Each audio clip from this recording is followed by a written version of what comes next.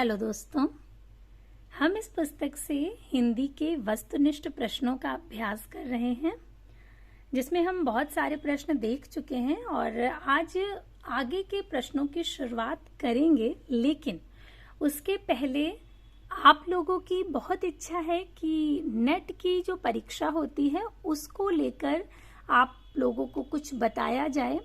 आप लोग चाहते हैं कि उस क्षेत्र में आपका मार्गदर्शन किया जाए कि नेट की परीक्षा कैसे निकल सकती है, क्या किया जाए उसके लिए। तो जो मेरा व्यक्तिगत अनुभव रहा जब मैं नेट की परीक्षा की तैयारी कर रही थी या जो मैंने किया उस दौरान, तो मेरा जो भी अनुभव रहा है उसी अनुभव के आधार पर मैं आप लोगों को कुछ मार्गदर्शन दे सकती हूँ कि आप ऐसा ऐसा करें तो आपकी जो नेट की परीक्षा है आप उसमें जरूर पास हो जाएंगे, नेट आपका हो जाएगा। तो पहली चीज तो ये कि पहले आपको बिल्कुल अपने मस्तिष्क में ये बात बिल्कुल रख लीजिए कि आप इस परीक्षा को पास कर सकते हैं और करेंगे। तो पहली चीज तो ये कि आपको ये विश्वास रखना है खुद पर कि आप कर लेंगे। दूसरी चीज, आपको ज्यादा इधर उधर समय नहीं बर्बाद करना है कि यहाँ देख लें वहां देख लें क्या है, कौन कैसे कर रहा है, कौन कैसे पढ़ाई की किसने तो उसका निकल गया। हर व्यक्ति की परिस्थितियां अलग होती हैं, हर व्यक्ति का तरीका अलग होता है पढ़ने का। हाँ, कुछ मूलभूत चीजें जो होती हैं वे सभी की एक सी रहती हैं, तो उसके आधार पर आप एक मार्गदर्शन ले सकते हैं। लेकिन किसी के तरीके को या उसने ऐसा किया है तो मैं भी ऐसा करूंगा, या 6 महीना जो है वो पर्याप्त है, या 3 महीना पर्याप्त है परीक्षा की तैयारी के लिए, या साल भर लग जाता है, ऐसी कोई मान्यता बना करके आपको तैयारी नहीं करनी है। सबसे पहली चीज जो बिल्कुल महत्वपूर्ण है तो कोई भी परीक्षा हो उसमें जो पहली चीज होगी वो होगा उसका पाठ्यक्रम। ठीक, आपने पहले ये चीज अपने मस्तिष्क में बिठा ली है कि आप इस परीक्षा को पास कर लेंगे।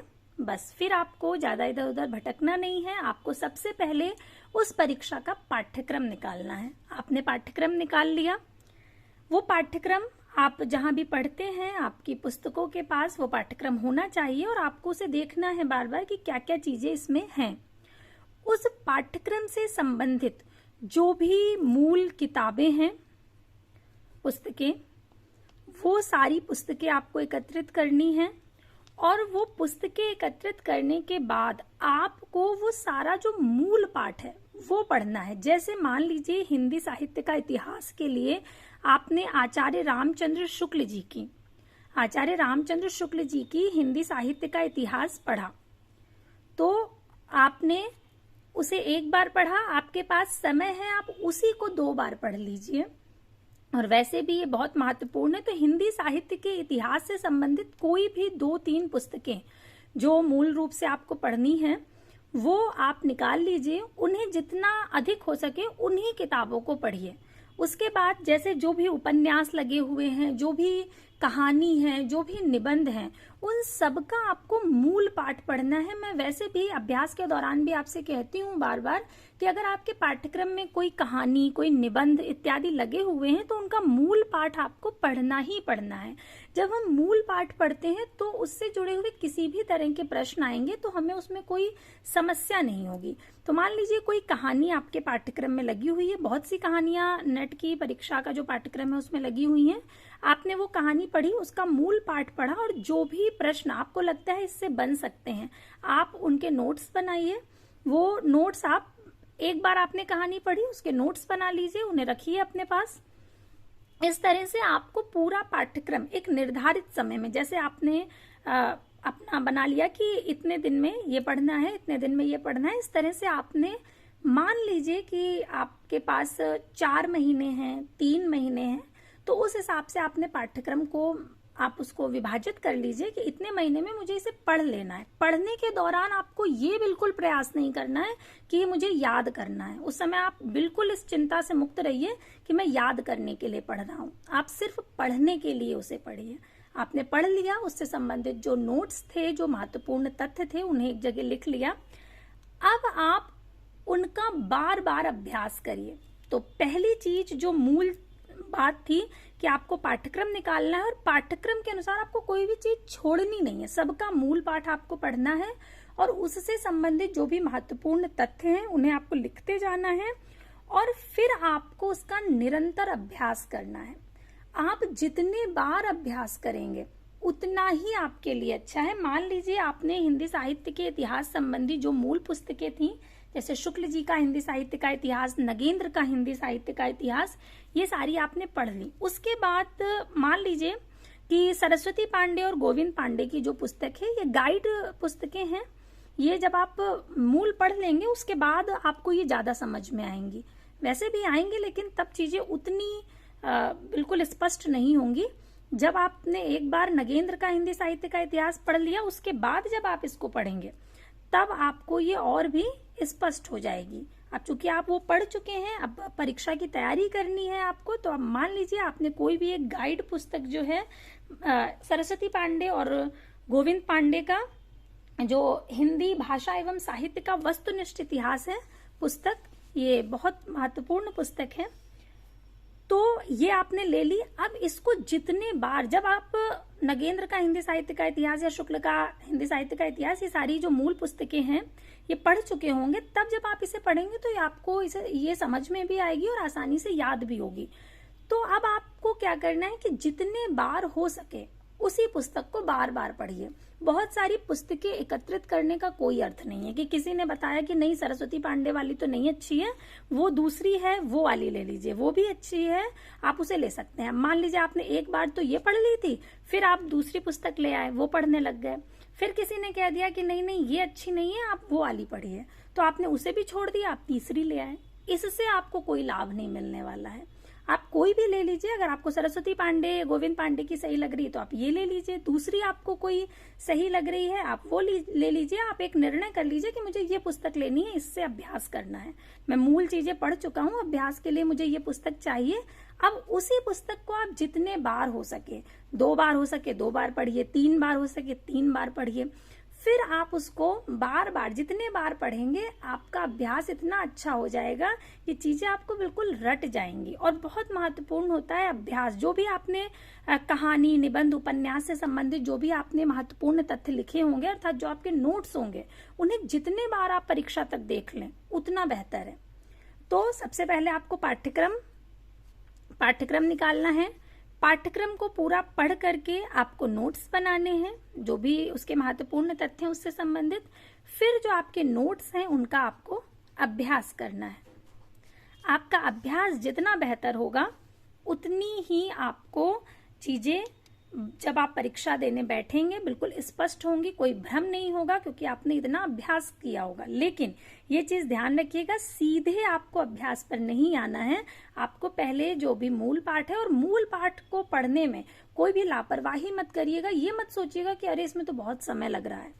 आप अगर एक बार विस्तार से चीजों को पढ़ लेंगे, भले ही उसमें आपको 3 महीना पूरा लग जाए या 6 महीना पूरा लग जाए, लेकिन एक बार अगर आपने 6 महीने का समय दे दिया तो फिर आपको बार बार नहीं देना होगा। जैसा कि कोई कह रहा था ना कि एक ही बार में निकल जाए, या इस बार जो मैं परीक्षा दूं वो निकल जाए, तो उसका जो कारण हो सकता है, यानी आप क्या करें, तो आप यही करें कि आपका जो पाठ्यक्रम है उसके मूल जो उसकी चीजें हैं उन्हें पढ़ने में बिल्कुल लापरवाही मत करें। ये मत सोचें कि बहुत समय लग रहा है, कोई समय नहीं है। अगर आप एक बार उसे समय दे देंगे तो आपको बार बार समय देने की आवश्यकता ही नहीं पड़ेगी। मान लीजिए 6 महीने की जगह आपको 8 महीने लग रहे हैं, लगने दीजिए, आप उसके लिए परेशान मत होइए। आप बस आपको समय एक बार ही देना पड़ेगा। तो जो भी चीजें हैं उन्हें इस तरह से पढ़िए और फिर निरंतर अभ्यास। आप जितना अभ्यास करेंगे, तभी मैं बार बार कहती हूँ जब प्रश्न हल कराती हूँ, ये जो हम लोग इस पुस्तक से प्रश्न हल कर रहे हैं ये भी तभी आपको ज्यादा समझ में आएंगे जब आप सब कुछ पढ़ चुके होंगे। ये हम सिर्फ अभ्यास कर रहे हैं, अभ्यास के दौरान ही मैं इसे विस्तार से बता देती हूँ, लेकिन अगर न भी बताऊं तो चीजें आपको पता होनी चाहिए, क्योंकि आप पढ़ चुके हैं और ये अभ्यास का समय है। तो इसी तरह से आप उसको निरंतर, जो भी आपने नोट्स बनाए हैं, जो भी आपने पढ़ा है, आपको उसका निरंतर अभ्यास करना है। और अभ्यास करते करते ही चीजें आपको इतनी कहते हैं ना कंठस्थ हो जाती हैं बिल्कुल। और आपका नेट परीक्षा आपकी बहुत आसानी से निकल जाएगी अगर आप इन चीजों को ध्यान रखेंगे। और बस ये है कि समय आपको बर्बाद नहीं करना है, कि इधर उधर भटकाव नहीं होना चाहिए। एक बार निर्णय ले लीजिए कि ये पुस्तकें देखनी है, ये इन पुस्तकों से पढ़ना है, बस आपको वही पढ़ना है। और उसको जितने बार हो सके उतने बार पढ़िए, बहुत अधिक पुस्तकें एकत्रित मत कीजिए। बार बार यही कहूंगी, बस पुस्तकों का चयन आपका अच्छा होना चाहिए कि ये पुस्तकें मुझे पढ़नी है। और खुद के नोट्स तो आपको कहानी, उपन्यास, जितनी भी विधाएं हैं उसके जरूर बनाने चाहिए, उनसे पढ़िए। और परेशान होने की बिल्कुल आवश्यकता नहीं है, बहुत आसानी से आपका जो नेट है वो निकल जाएगा। मैंने भी इसी तरह से पढ़ा था और निकल गया था, तो पूरी आशा करती हूँ कि आप भी बहुत आसानी से निकाल लेंगे नेट की जो परीक्षा है। तो इस तरह से करिए। अब हम लोग अभ्यास शुरू करते हैं। अगर इसके विषय में आपको और जानकारी विस्तार से चाहिए, पुस्तकों के विषय में कोई जानकारी चाहिए हो, तो आप लोग बता दीजिएगा। अलग से इसका जो पूरा पाठ्यक्रम है और उससे संबंधित जो पुस्तकें हैं, इस तरह का कोई वीडियो बना दिया जाएगा अगर आपको आवश्यकता हो तो। अब हम शुरुआत करते हैं। जहां तक हम प्रश्न देख चुके थे उसके आगे प्रश्न देखेंगे। हम इसमें उपन्यास के वस्तुनिष्ठ प्रश्न इस समय देख रहे थे, और उसके पहले हम बहुत सारे शीर्षक देख चुके हैं। हिंदी साहित्य का इतिहास, आदिकाल, भक्तिकाल, रीतिकाल, आधुनिक काल, हिंदी गद्य साहित्य का इतिहास, और उसके बाद नाटक और एकांकी। इतने सारे प्रश्नों का अभ्यास हम कर चुके हैं। हाँ, एक चीज और कि आपकी जो तैयारी है उसमें एक चीज को बिल्कुल लिख लीजिए अपने मस्तिष्क में। ये अगर नहीं होगी तो आपकी तैयारी संभव नहीं है। निरंतरता। ठीक, आप कोई भी अभ्यास कर रहे हैं, कोई भी परीक्षा की तैयारी कर रहे हैं, आपने एक दिन पढ़ा और फिर 2 दिन नहीं पढ़ा, फिर एक दिन पढ़ा, फिर 4 दिन नहीं पढ़ा, तो आप परीक्षा की तैयारी नहीं कर पाएंगे। निरंतरता होगी तो आप कोई भी परीक्षा निकाल लेंगे। कछुए और खरगोश की कहानी तो आपने पढ़ी ही होगी बचपन से ही। तो कारण वही था कि कछुआ निरंतर चल रहा था और खरगोश एक बार दौड़ा और फिर बैठ गया। तो आपको दौड़ना नहीं है, आप चलें ही, लेकिन निरंतर चलें। ये भाव मन में रख करके आपको तैयारी करनी है। और कोई भी आपको समस्या आए, किसी भी तरह की आपको मदद की आवश्यकता हो, आप बिल्कुल निसंकोच भाव से कह सकते हैं। जो भी मदद होगी आपकी करी जाएगी। तो अभी हम शुरुआत करते हैं जहां तक प्रश्न हो चुके थे उसके आगे। तो अगला प्रश्न है कि शेखर एक जीवनी के शेखर का चरित्र मूलतः किस प्रकार का है? व्यंग्यात्मक है, शांत है, प्रकृति प्रेमी है या विद्रोही है? तो यहाँ पर विकल्प डी सही होगा। जो शेखर होता है वो विद्रोही प्रकृति का होता है। शेखर एक जीवनी के शेखर का चरित्र मूलतः विद्रोही प्रकार का है। शेखर एक जीवनी सच्चिदानंद हीरानंद वात्स्यायन आज्ञे का मनोविश्लेषणात्मक उपन्यास है। इसके 2 भाग हैं। जो पहला भाग है ये 1940 ईस्वी में प्रकाशित हुआ था, और जो दूसरा भाग है ये 1944 ईस्वी में प्रकाशित हुआ था। इसमें आज्ञे ने बाल मन पर पड़ने वाले काम, अहम और भय के प्रभाव तथा उसकी प्रकृति पर मनोवैज्ञानिक ढंग से विचार किया है। ये बहुत इनका महत्वपूर्ण उपन्यास है, शेखर एक जीवनी, जो कि 2 भागों में प्रकाशित हुआ था, 40 और फिर 44। इसमें इसका जो नायक है वो शेखर है, और शेखर के मन का बहुत ही मनोवैज्ञानिक वर्णन इसमें आपको मिलेगा। इनके अन्य जो कहानी संग्रह हैं वे हैं विपत का, परंपरा, कोठरी की बात और जयदोल। उपन्यास है इनके नदी के द्वीप, जो कि 1951 ईस्वी में प्रकाशित हुआ था। अपने अपने अजनबी, जो कि 1961 में प्रकाशित हुआ था। यात्रा वृत्तांत, अरे यायावर रहेगा याद, और एक बूंद सहसा उछली। इसके बाद अगला प्रश्न है कि मैला आंचल उपन्यास में कहाँ का चित्रण है? बांदा का है, मेरीगंज का है, बरेली का है या हरदोई का है? तो विकल्प बी सही होगा, मेरीगंज। मैला आंचल जो उपन्यास है ये फणीश्वरनाथ रेणु जी का है। इसे आपको दिखा देती हूँ। ये बहुत महत्वपूर्ण उपन्यास है और आंचलिकता के लिए प्रसिद्ध है। ये अपनी आंचलिकता के लिए जाना जाता है।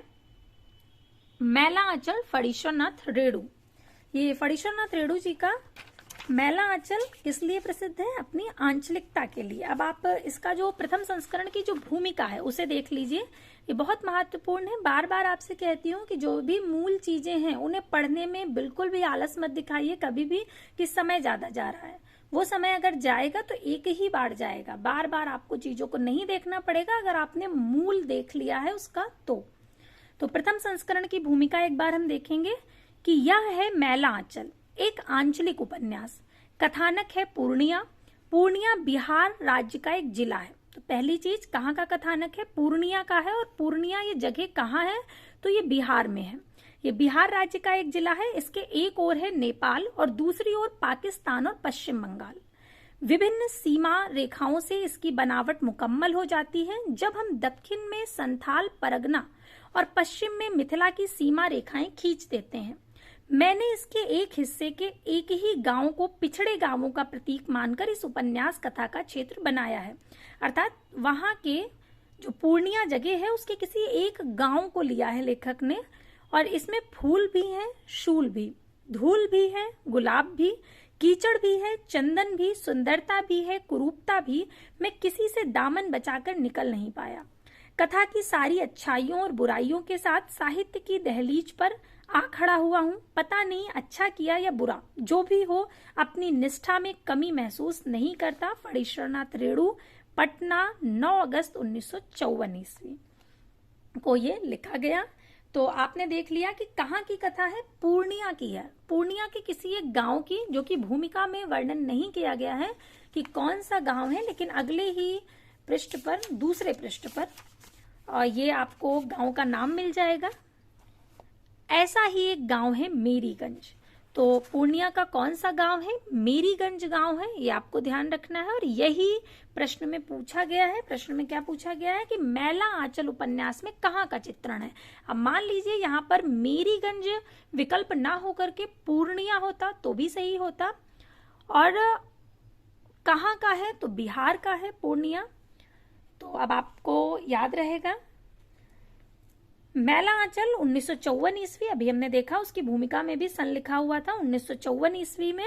ये हिंदी का पहला आंचलिक उपन्यास है। इसमें बिहार के पूर्णिया जिले के मेरीगंज गांव का चित्रण किया गया है। मैला आंचल के प्रमुख पात्र हैं डॉक्टर प्रशांत, कमली, कालीचरण, तहसीलदार, विश्वनाथ प्रसाद, बालदेव तथा बामन दास आदि। रेणु जी के जो अन्य उपन्यास हैं वे हैं परती पर कथा, दीर्घ तपा, जुलूस, कितने चौराहे, पलटू बाबू रोड, राम रतन राय। राम रतन राय जो इनका उपन्यास था ये अपूर्ण है, इसे इन्होंने ये पूरा नहीं कर पाए थे। ये अपूर्ण उपन्यास है उनका। राम रतन राय, फणीश्वरनाथ रेणु। रेणु अपना साहित्यिक गुरु बंगला उपन्यासकार सतीनाथ भादुड़ी को मानते हैं। अगला प्रश्न है कि निम्न उपन्यासों में से कौन सा उपन्यास फणीश्वरनाथ रेणु का नहीं है? गढ़कुंडार, परती परिकथा, जुलूस और मैला आंचल। तो जो गढ़कुंडार उपन्यास है ये फणीश्वरनाथ रेणु जी का नहीं है, ये वृंदावन लाल वर्मा जी का है। और अभी हमने इसके पहले ही प्रश्न में देखा कि परती परिकथा, जुलूस और मैला आंचल ये सभी रेणु जी के उपन्यास हैं। विकल्प ए सही होगा क्योंकि ये वृंदावन लाल वर्मा जी का उपन्यास है, न कि फणीश्वरनाथ रेणु जी का। गढ़कुंडार उपन्यास फणीश्वरनाथ रेणु का उपन्यास है, उपन्यास नहीं है, बल्कि ये वृंदावन लाल वर्मा जी का उपन्यास है। जबकि परती परिकथा, जुलूस और मैला आंचल रेणु के उपन्यास है। रेणु के अन्य उपन्यासों में दीर्घ तपा, कितने चौराहे, पलटू बाबू रोड, राम रतन राय हैं। रेणु हिंदी में आंचलिक उपन्यास के जन्मदाता के रूप में प्रसिद्ध हैं। अज्ञे ने रेणु के उपन्यासों में एक अखंड मानवीय विश्वास की चिंगारी सुलगती देखी है। तो यहाँ पर ये विकल्प डी, बहुत विकल्प डी नहीं, गलती से मुंह से निकल गया। ये जो तथ्य दिया गया है, अज्ञे ने रेणु के उपन्यासों में एक अखंड मानवीय विश्वास की चिंगारी सुलगती देखी है, ये तथ्य बहुत महत्वपूर्ण है। ये प्रश्न बहुत बार पूछा जाता है, इस तथ्य को प्रश्न बना करके कि किसने ऐसा कहा है कि रेणु के उपन्यासों में एक अखंड मानवीय विश्वास की चिंगारी सुलगती है। तो अज्ञे ने कहा है। इसको आपको याद रखना है और इसे आप इस तरह से याद रख सकते हैं कि मान लीजिए रेणु शब्द का अर्थ क्या होता है? रेणु शब्द का अर्थ होता है धूल। तो आपको इतना याद रखना है कि एक जो चिंगारी है, चिंगारी एक शब्द आपको याद रखना है, चिंगारी। चिंगारी कहाँ से उठ रही है? तो मैंने बोला कि रेणु से, अर्थात वो जो धूल पड़ी हुई है, रेणु शब्द का अर्थ धूल भी होता है, तो रेणु जो पड़ी हुई है, जो धूल पड़ी हुई है, उससे कोई चिंगारी उठ रही है। तो चिंगारी कहाँ से उठ रही है? रेणु से, यानी धूल से। और क्यों उठ रही है? तो ये किसी को नहीं पता है, ये सभी के लिए अज्ञेय है। या किसने वहां पर चिंगारी डाल दी, या किसने वहां पर आग जलाई है जो चिंगारी उठ रही है, तो ये सभी के लिए अज्ञेय है। अज्ञेय अर्थात जो न जाना जा सके। अज्ञेय शब्द का अर्थ क्या है? जो जाना न जा सके, जिसे जाना न गया हो। चिंगारी कहाँ से उठ रही है? रेणु या धूल से उठ रही है। ये तीन शब्द जब आप याद रखेंगे तो इस तरह से आप इस तथ्य को याद रख सकते हैं कि एक अखंड मानवीय विश्वास की चिंगारी सुलगती है। कहाँ सुलगती है? रेणु के उपन्यासों में। चिंगारी रेणु में है, ये हमने याद किया था। कैसे सुलग रही है या कहाँ से आई, ये सभी के लिए अज्ञेय है, अर्थात इस बात को कोई नहीं जानता है। इस तरह से आप इस तथ्य को याद रख सकते हैं। या कोई और बात आपके मस्तिष्क में आ रही हो तो उस तरह से आप जोड़ करके याद रख सकते हैं। बस मूल उद्देश्य ये है कि आपको ये चीज याद रहनी चाहिए। अगला प्रश्न है कि मनोहर श्याम जोशी का उपन्यास कौन सा है? कसब, दिल्ली दूर है, मुझे चांद चाहिए, या कितने पाकिस्तान? तो विकल्प ए सही होगा, कसब। कसब मनोहर श्याम जोशी का उपन्यास है। अन्य जो विकल्प हैं, दिल्ली दूर है, मुझे चांद चाहिए और कितने पाकिस्तान, ये अलग अलग। जैसे मुझे चांद चाहिए ये सुरेंद्र वर्मा का है, कितने पाकिस्तान ये कमलेश्वर का है। दिल्ली दूर है ये शिव प्रसाद सिंह का उपन्यास है। मनोहर श्याम जोशी का उपन्यास कसब 1982 ईस्वी में प्रकाशित हुआ। मनोहर श्याम जोशी के अन्य उपन्यास हैं कुरु कुरु स्वाहा, हरिया हरक्यूलिस की हैरानी, हमजात, टाटा प्रोफेसर, क्या, कौन हूं मैं आदि है। 2005 में मनोहर श्याम जोशी को उपन्यास क्याप पर साहित्य अकादमी पुरस्कार मिला था। किस पर इन्हें साहित्य अकादमी पुरस्कार मिला मनोहर श्याम जोशी को? तो क्याप पर। दिल्ली दूर है ये शिव प्रसाद सिंह का उपन्यास है। मुझे चांद चाहिए सुरेंद्र वर्मा जी का बहुत प्रसिद्ध उपन्यास है, जो कि 1993 ईस्वी में प्रकाशित हुआ था, जिस पर साहित्य अकादमी और व्यास दोनों सम्मान इन्हें मिले थे। इतना प्रसिद्ध है।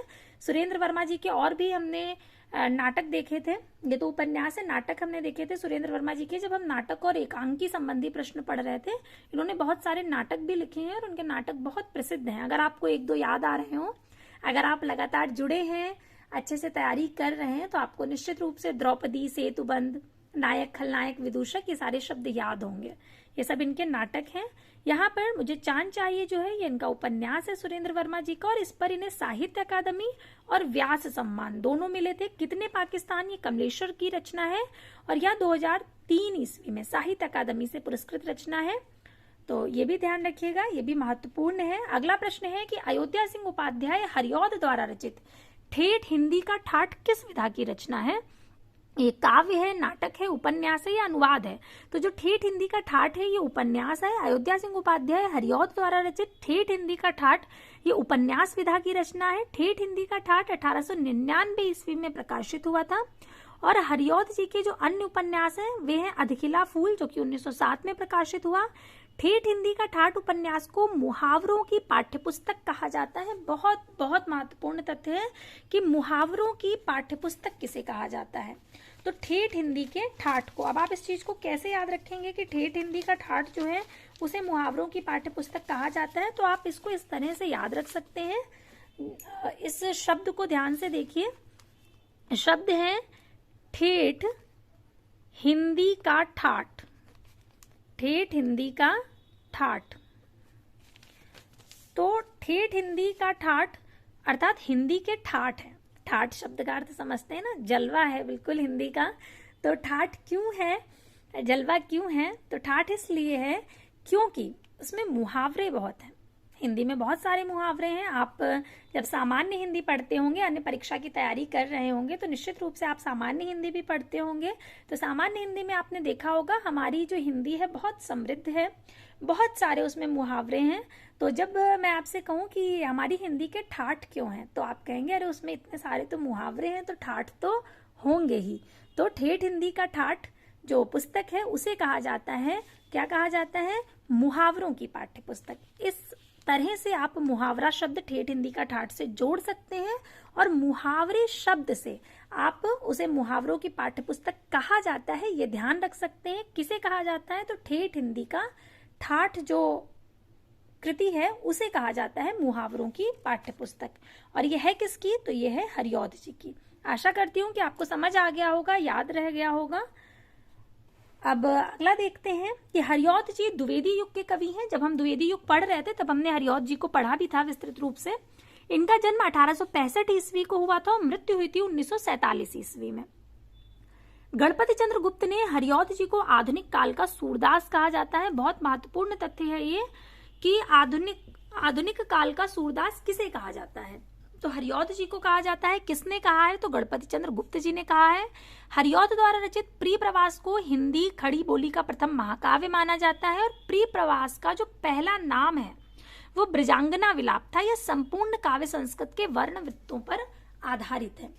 ब्रजांगना विलाप हमने इसको ऐसे याद किया था, अगर आपको याद हो, कि प्रिय यदि प्रवास पर चले जाएंगे तो ब्रजांगना विलाप करेगी ही। इस तरह से जब हमने द्विवेदी युग पढ़ा था तब हमने याद किया था कि प्रिय प्रवास का जो पहले नाम था वो ब्रजांगना विलाप था। और इसे इस तरह से याद किया था कि प्रिय यदि प्रवास पर चले जाएंगे तो जो ब्रजांगना होगी वो विलाप करेगी ही।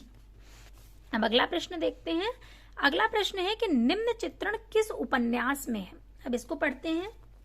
क्या लिखा है कि घरों के दरवाजे बंद थे, शहर का कारोबार, स्कूल, कॉलेज, दफ्तर सभी ठप हो गए थे। सड़क पर चलते आदमी को सारा वक्त इस बात का भास बना रहता कि खिड़कियों के पीछे मकानों की अंधेरी ढ्योड़ियों, दरारों, छिद्रों में उस पर आंखें लगी हैं, उसका पीछा कर रही हैं। ये जो है ये पंक्तियां ये कहाँ से ली गई हैं? गोदान से, परती परिकथा से, मैला आंचल से या तमस से? तो यहाँ पर विकल्प डी सही होगा, तमस। तमस जो भीष्म साहनी जी का उपन्यास है, ये विभाजन की पृष्ठभूमि पर लिखा गया उपन्यास है। जब भारत पाकिस्तान का विभाजन हुआ था उस समय का है। तो आप समझ गए होंगे कि कैसी स्थिति उस समय रही होगी। उसी स्थिति को ये दर्शाता हुआ ये कथन है, ये पूरा जो पंक्तियां दी गई हैं। उक्त चित्रण तमस उपन्यास में है। तमस उपन्यास के लेखक भीष्म साहनी है। अगला प्रश्न है कि चंदर और सुधा की भावुकतापूर्ण करुण कहानी का चित्रण निम्नलिखित में से किस उपन्यास में हुआ है? नदी के द्वीप में, गुनाहों का देवता में, अंधेरे बंद कमरे में या सूरज का सातवां घोड़ा? तो विकल्प बी सही होगा, गुनाहों का देवता। चंदर और सुधा की जो भावुकतापूर्ण करुण कहानी का चित्रण है वो धर्मवीर भारती द्वारा लिखित उपन्यास गुनाहों का देवता में हुआ है। जबकि नदी के द्वीप यज्ञ का, अंधेरे बंद कमरे मोहन राकेश का और सूरज का सातवां घोड़ा धर्मवीर भारती का उपन्यास है। गुनाहों का देवता जो धर्मवीर भारती जी का उपन्यास है उसमें मुख्य जो पात्र हैं वो कौन कौन से हैं? चंदर और सुधा। इसे आपको याद रखना है, बहुत महत्वपूर्ण है ये। चंदर और सुधा बहुत बार पूछा जाता है कि चंदर और सुधा किसके पात्र हैं? तो गुनाहों का देवता के। अगर आपको नहीं याद रहेगा तो आप बताइएगा। इस तरह से कोई भी समस्या है तो उसे आपको याद कराया जाएगा। अगला प्रश्न है कि निम्न उपन्यास में कौन उसके लेखकों के साथ सुमेलित नहीं है? झीनी छीनी बीनी चदरिया अब्दुल बिस्मिल्लाह का है। पहला पड़ाव श्रीलाल शुक्ल जी का है। मैया दास की माड़ी भीष्म साहनी का है। अब्दुल बिस्मिल्लाह शंकर शेष का है। तो ये बिल्कुल सही होगा, क्योंकि सही इसलिए होगा क्योंकि अब्दुल्ला दीवाना जो है ये शंकर शेष जी का नहीं है। अब्दुल्ला दीवाना लक्ष्मी नारायण लाल का नाटक है। ये बाकी सब सही है। झीनी झीनी बीनी चदरिया अब्दुल बिस्मिल्लाह का है। पहला पड़ाव श्रीलाल शुक्ल जी का है। मैया दास की माड़ी भीष्म साहनी का है। लेकिन अब्दुल्ला दीवाना ये शंकर शेष जी का नहीं है, ये लक्ष्मी नारायण लाल का नाटक है जो कि 1973 ईस्वी में लिखा गया। लक्ष्मी नारायण लाल का जन्म 1927 ईस्वी उत्तर प्रदेश के बस्ती जिले में हुआ था। और लक्ष्मी नारायण लाल समकालीन नाटककार हैं। इन्होंने अनेक नाटक और उपन्यास लिखे हैं। इनके उपन्यास हैं धरती की आंखें, काले फूल का पौधा, प्रेम अपवित्र नदी, कनाट पैलेस आदि। नाटक है इनके अंधा कुआं, मादा कैक्टस, रक्तमाल, गंगा माटी आदि। शंकर शेष का नाटक है खजुराहो का शिल्पी। ये बहुत महत्वपूर्ण है। खजुराहो का शिल्पी किसका है? तो शंकर शेष जी का नाटक है। श से शिल्पी, स से शंकर। अगला प्रश्न है कि निम्नलिखित में से उपन्यास और उसमें वर्णित जो समस्या है उसका एक युग्म सुमेलित नहीं है, वह कौन सा होगा? तो यहाँ पर प्रेमचंद जी के जो नाटक हैं और वो किस समस्या पर आधारित हैं उससे जुड़ी हुई जो चीजें हैं वो दी गई हैं। उसमें जो समस्या आई है कर्म भूमि में अछूतोद्वार की समस्या है, सही है। कायाकल्प पारलौकिक समस्या की बात करता है, ये भी सही है। सेवा सदन वैश्याओं की समस्या की बात करता है, ये भी सही है।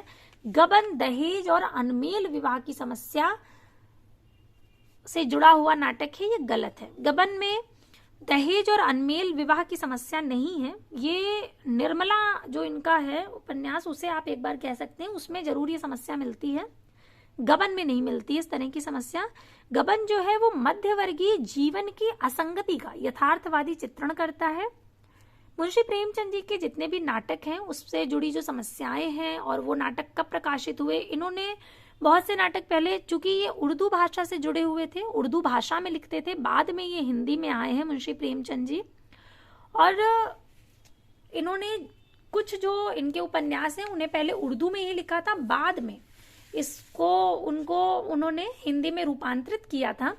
तो ये सारी चीजें आपको अगली जो क्लास होगी उसमें विस्तार से मुंशी प्रेमचंद जी के नाटक नहीं, उपन्यास जितने भी उन्होंने लिखे वे सारे बताए जाएंगे। कौन सा उपन्यास उन्होंने पहले मूल रूप से उर्दू भाषा में लिखा, फिर हिंदी में आया, जैसे असरारे माविद उनका जो उपन्यास है, ये पहले उन्होंने उर्दू भाषा में लिखा था, बाद में देवोत्थान रहस्य नाम से 1905 में इसे हिंदी में प्रकाशित करवाया। जैसे कि इसमें जो सेवा सदन है ये भी पहले मूल रूप से लिखा गया था उर्दू में, जिसका नाम था बाजारे हुस्न। बाजारे हुस्न को इन्होंने सेवा सदन नाम से 1918 में हिंदी भाषा में प्रकाशित किया। तो इस तरह से आपको विस्तार से समझा दिया जाएगा। अब अगला जो प्रश्न है वो है कि डॉक्टर हजारी प्रसाद द्विवेदी के किस उपन्यास को रैक्व आख्यान भी कहा जाता है? पुनर्नवा को, अनामदास का पोथा को, चारुचंद्र लेख को या बाण भट्ट की आत्मकथा को? तो इनका जो उपन्यास है अनामदास का पोथा, इसको रैक्व आख्यान भी कहा जाता है, इसलिए विकल्प बी सही होगा। डॉक्टर हजारी प्रसाद द्विवेदी के अनामदास का पोथा उपन्यास को रैक्व आख्यान भी कहा जाता है। इसको आप इस तरह से याद रख सकते हैं, एक शब्द से याद रख सकते हैं कि पोथा, जो पोथा शब्द है इससे आप याद रख सकते हैं कि हम लोग कहते हैं ना पूरी पोथी पढ़ ली, तो पोथी या पोथा में क्या लिखा हुआ है, पूरा आख्यान दिया हुआ है। तो रैक्व आख्यान शब्द को आप पोथा शब्द से जोड़ सकते हैं, अनामदास का पोथा किसे, और इसी को रैक्व आख्यान कहा जाता है। इसमें जो औपनिषदिक युग है उसका परिवेश और जीवन पद्धति का चित्रण है। आचार्य हजारी प्रसाद द्विवेदी सामाजिक सांस्कृतिक धारा के उपन्यासकार हैं। इनके अन्य उपन्यास हैं चारुचंद्र लेख, पुनर्नवा, बाण भट्ट की आत्मकथा। सर्वप्रथम विशाल भारत पत्रिका में प्रकाशित हुआ यह ऐतिहासिक हिंदी उपन्यास है। इसमें 3 प्रमुख पात्र हैं, एक बाण भट्ट, भट्टिनी, निपुणिका। इसका जो विषय वस्तु इसकी है वो प्रेम का उदात्तीकरण और हर्षकालीन सामाजिक, राजनैतिक और सांस्कृतिक स्थिति का चित्रण है। इसके बाद अगला प्रश्न है कि निम्नलिखित उपन्यासों को उनके लेखकों के साथ सुमेलित करना है और कूट से सही उत्तर वाले विकल्प का चयन करना है। तो मैला आंचल किसका है? अभी आपको दिखाया था, मैला आंचल फणीश्वरनाथ रेणु जी की कृति है, उनका उपन्यास है। या पथ बंधु था, ये नरेश मेहता जी का है। गली आगे मुड़ती है, ये शिव प्रसाद सिंह जी का है। और लोक ऋण विवेकी राय का है। इसको ऐसे याद रख सकते हैं कि जो विवेकी लोग होते हैं वे ऋण नहीं लेते हैं। तो जहां पर लोक ऋण की बात आएगी आप उससे जोड़ करके विवेकी शब्द याद रख सकते हैं, विवेकी राय। तो यहाँ पर विकल्प बी सही होगा। अगला प्रश्न देखते हैं। अगला प्रश्न है कि विनय और सोफिया किस प्रसिद्ध उपन्यास के पात्र हैं? तो विनय और सोफिया जो है ये रंगभूमि के पात्र हैं। रंगभूमि जो कि मुंशी प्रेमचंद जी का उपन्यास है और 1925 ईस्वी में प्रकाशित हुआ था, उसके पात्र हैं। उपन्यास सम्राट प्रेमचंद का संपूर्ण साहित्य आम जनमानस की गाथा है। यहाँ पर आपने देखा कि उपन्यास सम्राट शब्द का प्रयोग किया गया है। तो प्रश्न उठता है कि इन्हें उपन्यास सम्राट कहा किसने, यानी मुंशी प्रेमचंद जी को उपन्यास सम्राट की संज्ञा किसने दी थी? तो जो बंगला कथाकार थे, कहानीकार, उपन्यासकार शरदचंद्र चट्टोपाध्याय, शरदचंद्र जी का नाम आप सभी ने सुना होगा। देवदास उपन्यास इन्हीं के द्वारा लिखा गया। देवदास फिल्म भी आई और 2-3 बार आई, तो ये आपने देखी भी होगी। तो देवदास शब्द से, देवदास नाम से आप सभी परिचित होंगे। उसके जो लेखक रहे शरदचंद्र चट्टोपाध्याय, उन्होंने ही मुंशी प्रेमचंद जी को उपन्यास सम्राट की संज्ञा से नवाजा था, उन्हें उपन्यास सम्राट की संज्ञा दी थी। इसी क्रम में रंगभूमि उनका ऐसा उपन्यास है जिसमें नौकरशाही तथा पूंजीवाद के साथ जनसंघर्ष का तांडव, ग्रामीण जीवन तथा औद्योगिकरण के दोष का चित्रण है। रंगभूमि उपन्यास के अन्य प्रमुख पात्र सूरदास, जॉन सेवक, प्रभु सेवक हैं। निम्न में से कौन सा सुमेलित नहीं है? प्रभा खेतान, अपने अपने चेहरे, बिल्कुल सही है। नासिरा शर्मा, ठीकरे की मंगनी, ये भी सही है। सूर्यबाला का अग्निपंखी भी सही है। मृदुला गर्ग, एक जमीन अपनी, ये गलत है। चूंकि ये गलत है इसीलिए सही होगा। यहाँ पर यही पूछा गया है कि कौन सा सुमेलित नहीं है। तो ये जो एक जमीन अपनी है, ये चित्रा मुदगल का उपन्यास है। विकल्प डी सही होगा। इनकी अन्य प्रमुख रचनाएं हैं आवा, जिनावर, बेईमान, अढ़ाई गज की ओढ़नी। चित्रा मुदगल के अब तक 13 कहानी संग्रह, 3 उपन्यास, 3 बाल उपन्यास, 4 बाल कथा संग्रह प्रकाशित हो चुके हैं। इसके बाद अगला प्रश्न है कि ग्लोबल गांव के देवता उपन्यास में सर्वोच्च देवलोक किसे कहा गया है? लंदन को, पेरिस को, न्यूयॉर्क को या दिल्ली को? तो विकल्प सी सही होगा, न्यूयॉर्क। कथाकार रणेंद्र का उपन्यास ग्लोबल गांव के देवता वस्तुतः आदिवासियों, वनवासियों के जीवन का संतप्त सारांश है। इस उपन्यास में सर्वोच्च देवलोक न्यूयॉर्क को कहा गया है। यह उपन्यास 2009 ईस्वी में प्रकाशित हुआ था। ग्लोबल गांव के देवता के माध्यम से रणेंद्र ने असुर आदिवासी समाज के जीवन तथा दुर्दशा का सजीव चित्रण प्रस्तुत किया है।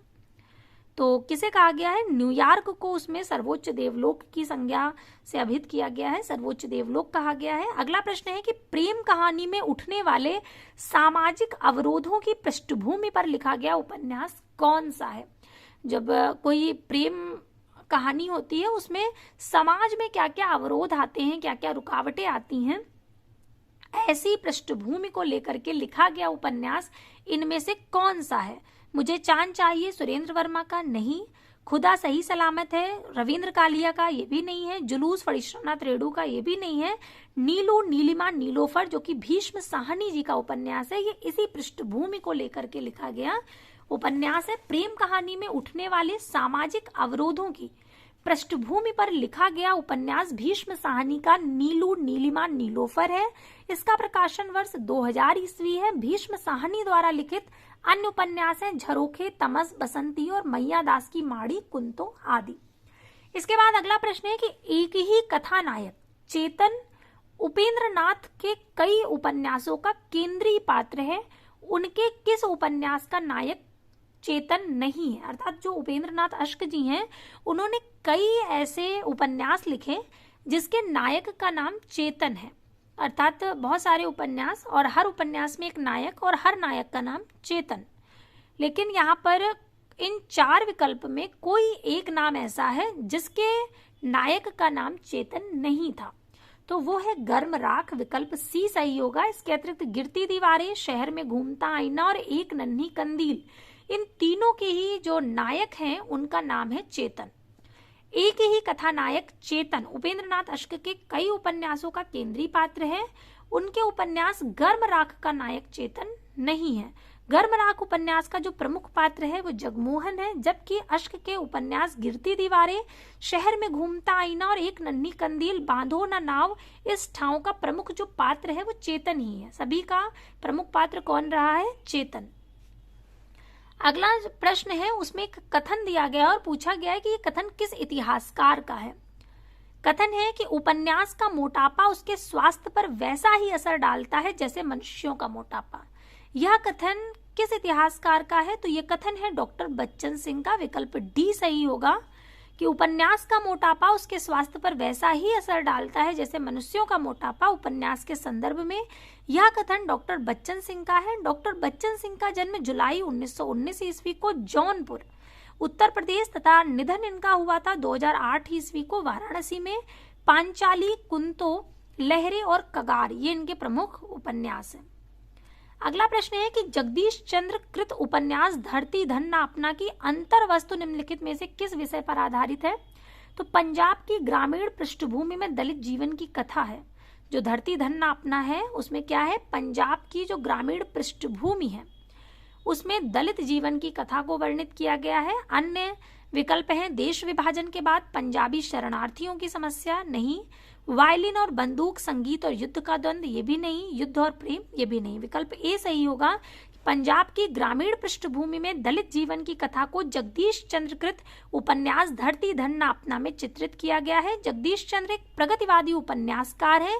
इनका उपन्यास धरती धन न अपना 1972 ईस्वी में प्रकाशित हुआ। इनके अन्य उपन्यास हैं यादों का पहाड़, आधा पुल, कभी न छोड़े खेत, मुट्ठी भर काकर, टुंडा लाट, नरक कुंड में वास आदि। अगला प्रश्न है कि प्रकाशन वर्ष के अनुसार श्रीलाल शुक्ल के उपन्यासों का सही अनुक्रम क्या होगा। 4 उपन्यास इनके दिए गए हैं, विश्रामपुर का संत, मकान, सूनी घाटी का सूरज और पहला पड़ाव। ये चारों ही श्रीलाल शुक्ल जी के हैं और प्रकाशन वर्ष के अनुसार इनका क्रम पूछा गया है, सही क्या होगा। तो सूनी घाटी का सूरज 1957 ईस्वी में प्रकाशित हुआ, मकान 76 में, पहला पड़ाव 87 में और विश्रामपुर का संत 1998 ईस्वी में प्रकाशित हुआ। तो इसके अनुसार विकल्प सी सही होगा, 3, 2, 4, 1 ये सही क्रम होगा। अगला प्रश्न है पार्वती, सुखदेई, दौलत राम और छोटे निम्नलिखित में से किस कथाकृति के पात्र हैं। तो ये देवरानी जेठानी की कहानी जो उपन्यास है उसके ये पात्र हैं। देवरानी जेठानी की कहानी, अगर आपको याद हो जब हमने शुरुआत करी थी उपन्यास की जो पहली क्लास थी उसमें आपको उसकी जो मूलभूत बातें थी वे बताई थी कि किस उपन्यास को कौन सा विद्वान पहला उपन्यास मानता है और वो उपन्यास किस सन में प्रकाशित हुआ था। तब आपको बताया था कि जो देवरानी जेठानी की कहानी उपन्यास है ये 1870 ईस्वी में प्रकाशित हुआ था और इसके जो लेखक हैं, जो उपन्यासकार हैं, वे हैं पंडित गौरी दत्त और डॉक्टर गोपाल राय। इसे हिंदी का पहला उपन्यास मानते हैं। वैसे आचार्य रामचंद्र शुक्ल जी जो हैं वो परीक्षा गुरु को मानते हैं, जो कि लाला श्रीनिवास दास का है और जो 1882 ईस्वी में प्रकाशित हुआ था। यहाँ पर पूछा गया है पार्वती, सुखदेई, दौलत राम और छोटे किसके पात्र हैं। तो ये पंडित गौरी दत्त द्वारा लिखित उपन्यास देवरानी जेठानी की कहानी जो कि 1870 में प्रकाशित हुई थी उसके पात्र हैं। रानी केतकी की कहानी ईशा अल्लाह खां की कहानी है। वामा शिक्षक मुंशी ईश्वरी प्रसाद और कल्याण राय भाग्यवती श्रद्धाराम फुल्लौरी का है। भाग्यवती श्रद्धाराम फुल्लौरी का ये 1877 ईस्वी में प्रकाशित हुआ था और इसे डॉक्टर विजय शंकर मल्ल ने हिंदी का पहला उपन्यास माना है। अगला है सूची 1 को सूची 2 के साथ मिलाना है। इसमें कुछ पात्र दिए गए हैं और उपन्यास दिए गए हैं। तो लाला मदन मोहन परीक्षा गुरु का पात्र है, राम किशन बाबू मैला आंचल का, मंगल गोदान का और जुबेर झूठा सच का। तो इसके अनुसार विकल्प सी जो है ये बिल्कुल सही होगा। तो आज के लिए हम लोग इतने ही प्रश्नों को रखते हैं। इसके आगे के प्रश्नों का अभ्यास हम अगली क्लास में करेंगे। तब तक के लिए धन्यवाद।